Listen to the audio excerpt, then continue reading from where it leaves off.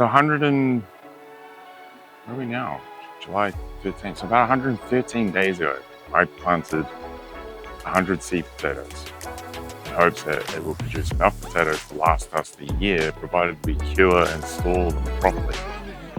And that they grew properly, because I was growing them in a bed that didn't do very well prior to that, and prior to that even, it was just weeds and always got sprayed with herbicides. So it'll be interesting to see how we go. That bed in question is this one. Granted, we did harvest our early season potatoes before Christmas. The early season variety actually came out really quite small. They hadn't developed enough, but the agrias that I just chucked in there for fun because I accidentally ordered them, they did really well. They came out quite big, and the broccolis I put in here afterwards are doing even better considering we're in full heat of summer. So it's gonna be really interesting to see what's in here. So we need to get stuck in because I'm running out of time. I've got work tonight and I've got to go pick up Balaam for his immunizations later. I'm thinking start at that end, work our way this way. See how we go. Let's do this. So when harvesting your potatoes, the long season ones, ideally you can harvest them at any point basically. Ideally let them run their life cycle, be on the seed packet or come with the seeds to tell you, days to maturity. You can generally look for them starting to flower. When they start to flower, you can actually snip the flowers off. They'll tell the plant to stop putting energy into flowering and more energy into the roots themselves, because the potato plant actually produces a berry. It's an edible. I think it's actually slightly toxic too. So it serves no purpose. So you can set those flowers off and put more energy into the tubers. And then when they start to get to their days to maturity, you can actually lop the tops off all the plants, and then it'll definitely put all its energy back into the tubers and swell them up. Much what I've done here. I just went through with my line trimmer and smashed them all back. And it seems to have worked. Notice the mounds that we did are actually swelled up quite a bit, so hopefully that's promising. Not an anticlimactic ending with that one. And harvest it with a fork. Let's see if we can do this without piercing a potato. This is our first plant, right about there. Yeah, without piercing potato and irrigation lines. Generally on the lead up to harvesting, you want to cut off all the water supply and all that, so the soil's not dirt, it's nice and dry, and that way the potatoes will dry out faster and cure better. This is promising, I guess. It's all right size.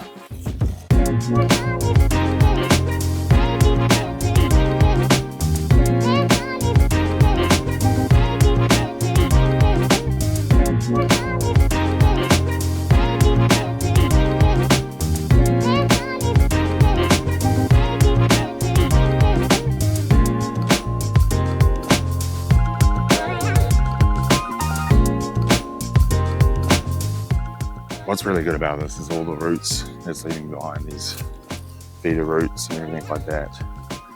And the tubers themselves have aerated the soil really well. And it's added more organic matter to it from the previous crop, now this crop, and then so on and so forth. But each time this bed's going to get healthier and healthier and produce more and more. So that's the main thing. I wasn't expecting a lot from this. But we'll see. We're only 2 plants in. 98 to go.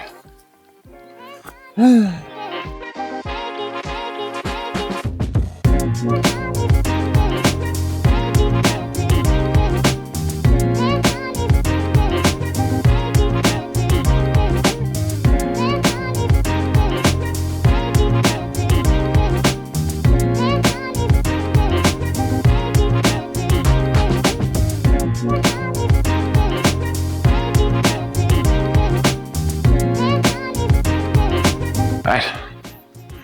We're about halfway through now. Almost filled the wheelbarrow. I'm not entirely sure how much it is by weight, but was being a little bit optimistic, but at the same time being realistic as you do. You go in with realistic goals, but there's always a little part of you that's optimistic that you'll do really well. But I mean, we're doing better than I expected. There's some good potatoes there.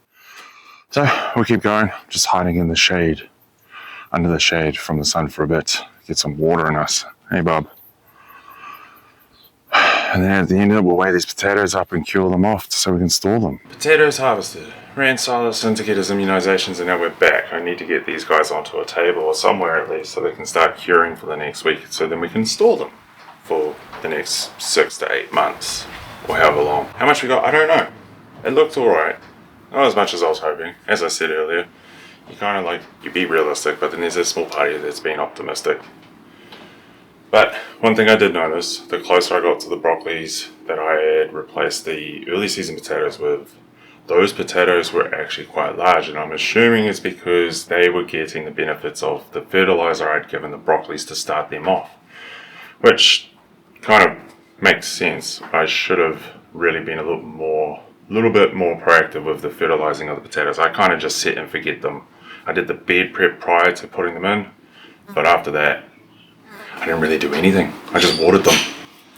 So now, I'm going to lay them out on this table. I'm assuming this isn't going to be enough. And then we'll lay them out on the second table and I'll weigh it as I go and calculate see how much we got. Anticipation getting close to the edge. No, you think I see you more than a friend. Better late than never. Now it's all over me. These reflections of you. Who you want me to be? Do I wanna be you? Is it only a dream?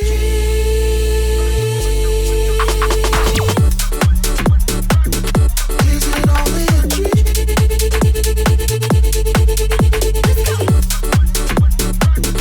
Is it only a dream?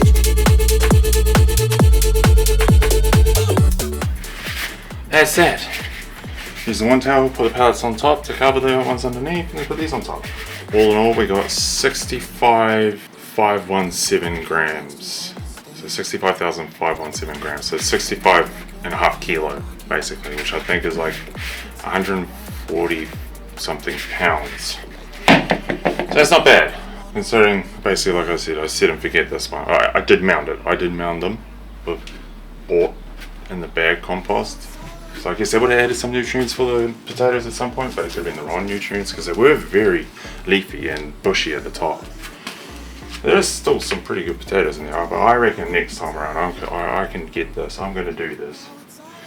And I'm going to be really proactive with the fertilizing and the proper bed setting with all the nutrients they need to start with. I've gone a bit crazy with my ADHD and my hyper focus on organic fertilizers and different things you can do and all that sort of as of late. So watch this space because that's all going to tie into the market gardening thing. It's all going to be organic, not certified organic because I don't want to jump through hoops with that. It will be organic. I don't want to touch synthetic fertilizers. Now, just need to cover this with a cloth, a sheet or something, a couple sheets so they don't get sunlight, so they don't turn green on us. And then once they're all dried up and cured off, brush off some of the dirt, but for the most part you want to leave the dirt on there so they actually stay longer. You wouldn't think that. You think dirt on there, all the germs and stuff would break down faster, but it doesn't. It keeps better. And then I need to build this root cellar. I've got so much to do, it's insane. Other than that, I'll see you in the next one.